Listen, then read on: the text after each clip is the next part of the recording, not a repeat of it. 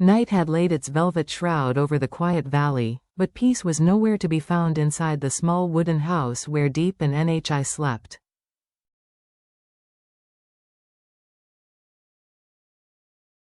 The lamplight flickered restlessly, as if echoing the tension thickening in the air.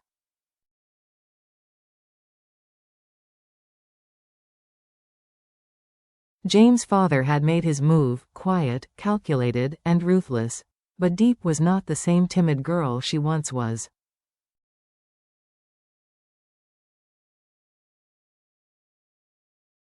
It was nearly midnight when the sound of an engine rumbled outside. At first, Deep thought it was the wind whistling through bamboo leaves, but then came the unmistakable thud, car doors shutting, footsteps crunching over gravel.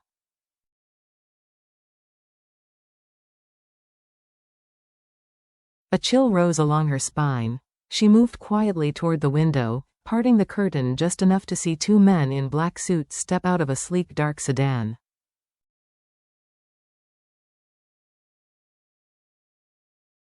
Their faces unreadable, almost cold. "Kong the now," she whispered. These were not ordinary visitors.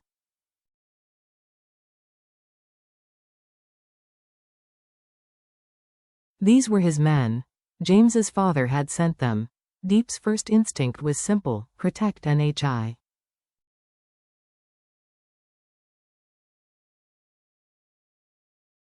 She hurried to the small room where Nhi slept soundly, oblivious to the storm looming outside.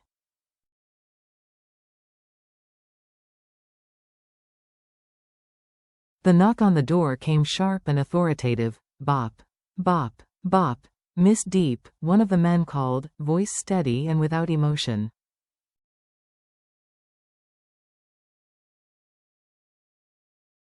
"We have a message from Chairman Victor." Chairman Victor, James's father. Deep inhaled deeply, steadying her breath.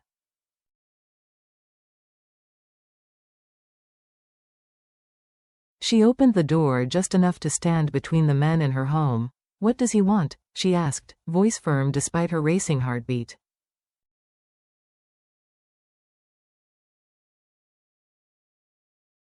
The taller man handed her an envelope.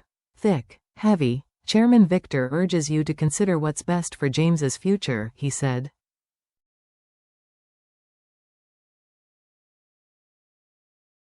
"And for your child." It wasn't a suggestion, it was a warning laced in silk.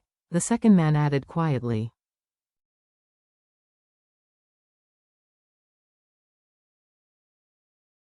"Take the offer. Leave this place. Leave James."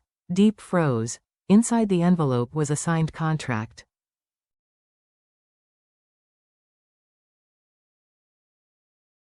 A relocation package worth 2 billion dong, a house abroad, and a monthly allowance.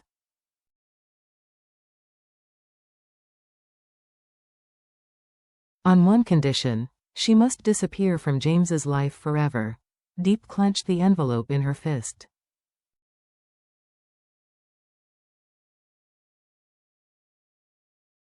"I refuse," she said, her voice sharp as steel. The men exchanged a glance.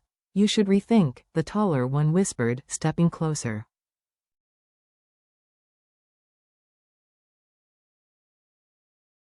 "Because the chairman is also rethinking your safety, and the child's."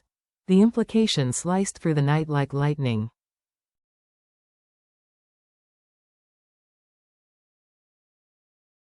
But Deep did not flinch. "You can tell Chairman Victor this," she said slowly, meeting their eyes.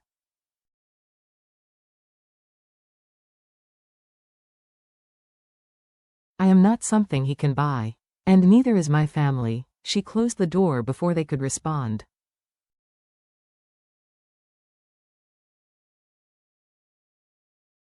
Behind it, Deep collapsed against the wood, breath shaking, but she did not cry. Strength had no room for fear tonight.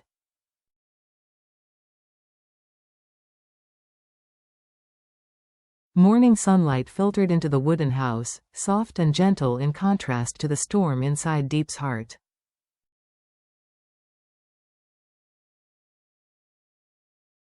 Nhi toddled out sleepily, rubbing her eyes. "Mommy?"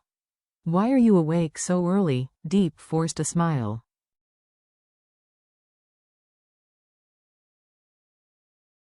Just preparing breakfast. Come here, sweetheart. She brushed Nye's hair gently, but her eyes kept flicking toward the window, checking if the car had returned.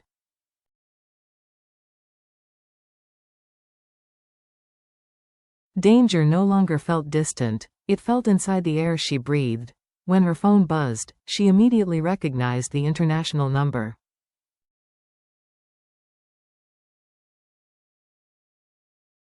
James, Deep, he said softly. Your voice sounds off. Is everything all right? She hesitated.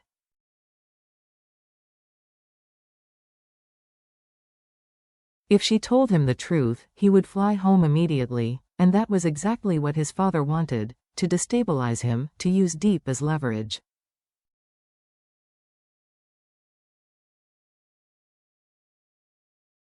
So she whispered, "It's nothing. Just tired." James paused. The silence was heavy, perceptive.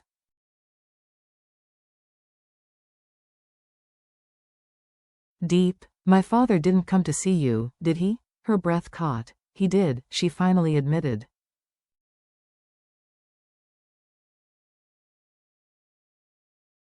And he's not done. James exhaled sharply, anger cracking through his composed tone.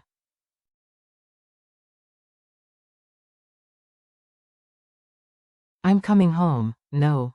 She cut in. James, you can't let him see he's getting to you.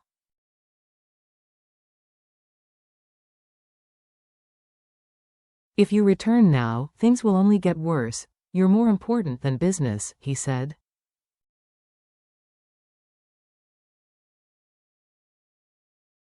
More important than anything he wants. Her heart softened, but fear remained.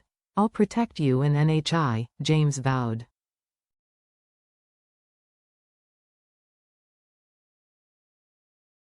But Deep wasn't sure if even his love could shield them from a man as powerful as Victor.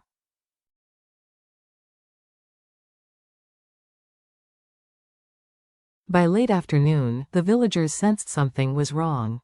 An unfamiliar luxury SUV was parked near the market.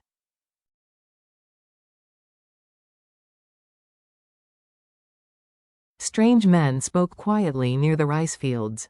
Even the elders murmured about outsiders asking questions about a young woman with a child.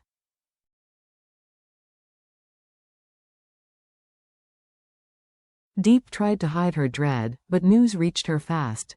People say a rich man from the city is searching for you.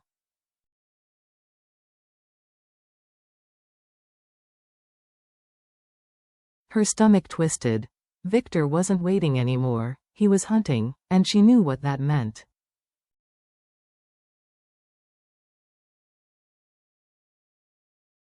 James didn't have much time left before his father forced a confrontation. That evening, Deep took Nye's small hand and led her outside.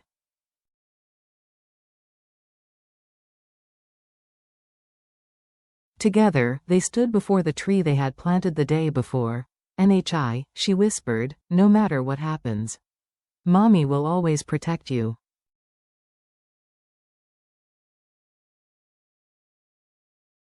The little girl nodded, not fully understanding, but sensing the gravity in her mother's voice.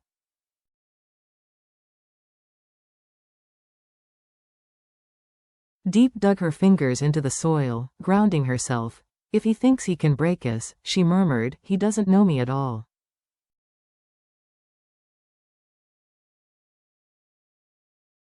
Her fear transformed into resolve. She would not run. She would not disappear. She would not bend to Victor's threats.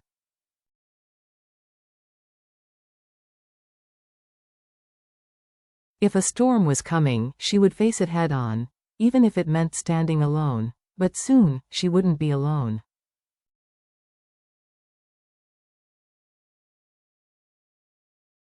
Because James was already on the next flight home, and Victor, he had just begun the war.